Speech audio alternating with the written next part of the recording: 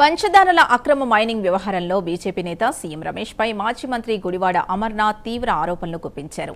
ఈ వ్యవహారంలో కోట్ల రూపాయల స్కామ్ జరిగిందని, డిసెంబర్ నెల నుంచి ప్రభుత్వానికి పలుమార్లు ఫిర్యాదులు చేసినా ఎలాంటి చర్యలు తీసుకోలేదని ఆరోపించారు. ఈ మైనింగ్ స్కామ్ అంశాన్ని కేంద్ర మంత్రుల దృష్టికి తీసుకెళ్లామని, ప్రత్యేక బృందాన్ని పంపించి విచారణ జరిపిస్తామని వారు హామీ ఇచ్చినట్లు తెలిపారు. ఇక సంబంధిత అధికారుల్ని సస్పెండ్ చేయాలని, సీఎం రమేష్ రాజీనామా చేయాలని డిమాండ్ చేస్తున్న గుడివాడ అమర్నాథ్తో మా నేషనల్ బ్యూరో చీఫ్ కళ ఫేస్ టు ఫేస్. పంచకల్ల అక్రమ మైనింగ్ పై ఇటు వైఎస్ఆర్సీపీ చాలా కీలక వ్యాఖ్యలు చేసింది.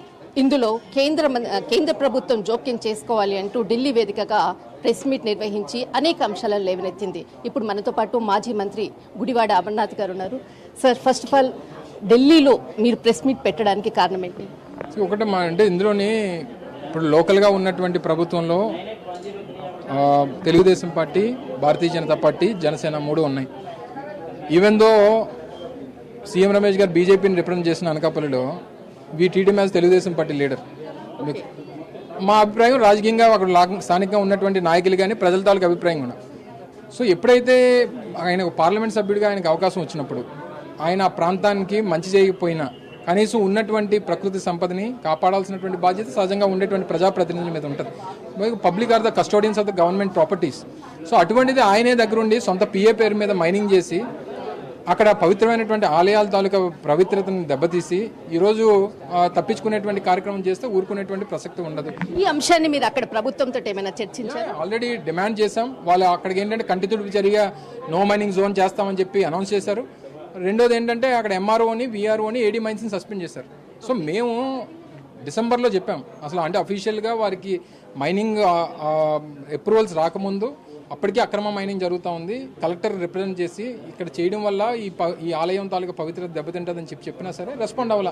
అందుకనే కదా కలెక్టర్ని సస్పెండ్ చేయాలి, సీఎం రమేష్ అనేటువంటి వ్యక్తి రాజీనామా చేయాలి, ఆయన మీద ఎంక్వైరీ జరగాలి అనేటువంటిది ఆ ప్రాంతాన్ని నో మైనింగ్ జోన్ గా ప్రకటించారు. ప్రభుత్వాన్ని మీరు ఎప్పుడు అక్కడ అంటే దాని గురించి చెప్పినటువంటి అంశం అనుకోవచ్చు, ఒక రిప్రజెంటేషన్ ఇవ్వడం అనుకోవచ్చు, ఎప్పుడు ఇచ్చారు? డిసెంబర్ 15th 2025 ఒకటి ఇచ్చాం, డిసెంబర్ 30th 2025 ఇచ్చాం.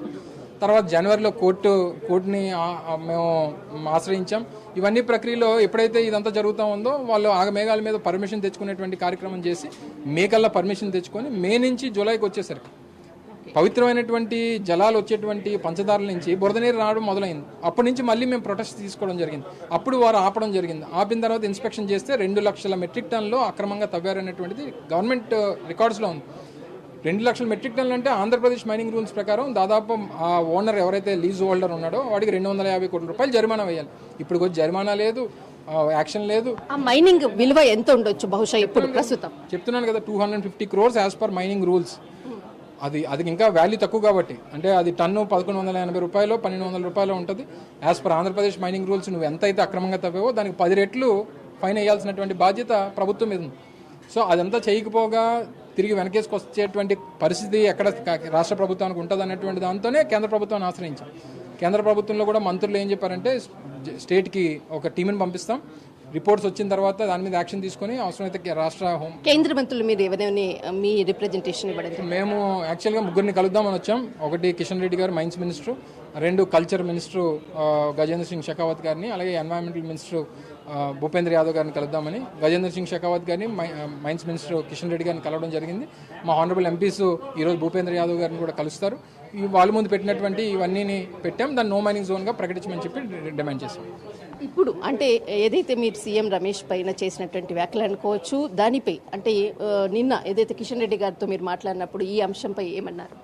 ఒకటే అంటే ఎవరు డైరెక్ట్గా మేము అంటే యాజ్ పర్ కొంత ప్రోటోకాల్ మెయింటైన్ చేయాలి కాబట్టి మేము ఎవరి పేర్లు అక్కడ ప్రస్తావించలేదు. కాకపోతే ఎవరున్నారని వారే అడిగారు. ఎవరనేది చెప్పను కానీ దీని బ్యాక్గ్రౌండ్ ఎవరున్నారు అనేటువంటిది వాళ్ళు అడిగారు, మేము చెప్పాం. వాళ్ళు మాత్రం చాలా క్లియర్గా చెప్పారు, ఎవరు చేసినా ఇది తప్పే, దీన్ని టాలరేట్ చేయడం కరెక్ట్ కాదు అనేటువంటి విషయాన్ని మంత్రులు కూడా మాట్లాడడం జరిగింది. అక్కడ ఎవరైతే మైనింగ్ మినిస్టర్ని కలిసినప్పుడు అక్కడ ఉన్నటువంటి మినిస్టర్ ఏమన్నారు? అక్కడ మైనింగ్ మినిస్టర్ని మేము ఎందుకంటే అక్కడ లోకల్గా ఆయన కన్సర్న్డ్ మా జిల్లా ఇన్ఛార్జ్ మంత్రి, కన్సర్న్డ్ మైన్స్ మినిస్టర్ మా జిల్లా ఇన్ఛార్జ్ మంత్రి, ఆయనకి అన్నిసార్లు రిప్రజెంట్ చేసిన తర్వాత కూడా యాక్షన్ తీసుకోకపోతే పని అవ్వడానికి మేము ఎందుకు వెళ్ళాలి? అయినా సరే పత్రికల్లో వచ్చినటువంటి దాని మీద ఈ ప్రజా పోరాటాన్ని చూసి వాళ్ళు ఏంటంటే అప్పటికప్పుడు ఒక రోజు డిస్ట్రిక్ట్ రివ్యూ కమిటీ మీటింగ్ అవుతూ ఉంటే అందులో మేము నో మైనింగ్ జోన్గా ప్రకటిస్తున్నాం అనేటువంటి మాట చెప్పాడు. ఇప్పుడు వచ్చి పేపర్ లేదు, జీవో లేదు, ప్రకటన లేదు, ఏమీ లేదు. సో ఈ కేవలం ప్రజలు లేదా ప్రతిపక్షాలు తాలూకా పోరాటాన్ని తప్పించుకోవాలనేటువంటి ప్రయత్నం చేసినటువంటి ప్రకటనలు చెల్లవు. అధికారికంగా ఆ ప్రాంతం, ఆ 32 కిలోమీటర్ల రేడియస్ ఏదైతే ఆ కొండ ఉందో మొత్తాన్ని కూడా నో మైనింగ్ జోన్గా ప్రకటించాలనేటువంటి డిమాండ్. ప్రధానంగా ఇప్పుడు మీరు ఇంతకు ముందు కూడా మీరు కొన్ని వ్యాఖ్యలు చేయడం జరిగింది, దీనిపై ఎంక్వైరీ చేయాలి అన్నటువంటి వ్యాఖ్యలు కూడా చేయడం ప్రధానమైనటువంటి డిమాండ్. ఒకటి సీఎం రమేష్ అనేటువంటి వ్యక్తి ఆయనకి పదవి ఇచ్చినటువంటిది ప్రజాసేవ కోసం ఆయనకి ఇచ్చారు. ఆయన ప్రజల సంపద దోచుకునేటువంటి కార్యక్రమం చేస్తారు. పదవిలో కొనసాగేటువంటి హక్కు లేదు, రాజీనామా చేయాలి, ఆయన మీద సిబిఐ ఎంక్వైరీ జరగాలి, కలెక్టర్ని సస్పెండ్ చేయాలి, ఆ ప్రాంతాన్ని నో మైనింగ్ జోన్గా ప్రకటించాలి. ఇవి మా మేజర్ డిమాండ్స్. దీన్ని పట్టుకొని మేము పోరాటం చేస్తాం. Thank you. ఖచ్చితంగా ఇక్కడ ప్రాంతానికి 32 కిలోమీటర్ల ఏదైతే జోన్గా దాన్ని నో మైన్ జోన్గా కూడా ప్రకటించాలి. ముఖ్యంగా సీఎం రమేష్ రాజీనామా చేయాలి, దీనిపై ఎంక్వైరీ ఖచ్చితంగా చేయాలి, దీనిపై వైఎస్ఆర్సీపీ పోరాటం చేస్తూనే ఉంటుందని చెప్తున్నారు మాజీ మంత్రి గుడివాడ అమర్నాథ్ గారు. దిస్ ఇస్ కళ. కెమెరామెన్ రాహుల్తో ఢిల్లీ.